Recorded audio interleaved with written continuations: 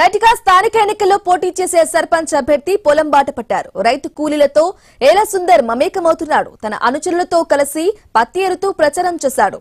జనగామ జిల్లా దేవరుపుల మండల కేంద్రంలో ఏలా సుందర్ ప్రచారం చేశాడు. 4 ఏళ్లుగా ఎలాంటి పదవులు లేకున్నా లక్షల రూపాయలు రైతుల కోసం ఖర్చు చేశారని తెలిపాడు. దేవరుపుల, పాలకుర్తి, కొడగండ్ల మండల వ్యాప్తంగా కోతుల బెడద నుంచి విముక్తి కలిగించన్నాడు. ఇక తనను దేవరుప్పల సర్పంచ్ అభ్యర్థిగా గెలిపించుకుంటే మళ్లీ కోతుల సమస్య నుంచి రైతులను, గ్రామ ప్రజలను కాపాడుకుంటారని కూలీలను వేడుకున్నాడు. ఈ క్రమంలో తమ ఓటు ఈసారి బీఆర్ఎస్ కి అంటూ ఏలా సుందర్ కు హామీ ఇచ్చారు. మా విలేజ్ లో కోతులు పట్టించడం జరిగింది. గతంలో సుమారుగా 1800 కోతులు మనం పట్టించినాం. అప్పుడు చాలా ఇబ్బందికరంగా ఉండే, ఊళ్ళో కానీ రోడ్డు మీద కానీ చాలా సొంత డబ్బులు వెచ్చించి నేను పట్టించినాను. ఇప్పుడు నన్ను సర్పంచ్గా గెలిపించండి, ఊరికి నేను ఏం చేయాలో అది చేస్తా, నన్ను నమ్మండి.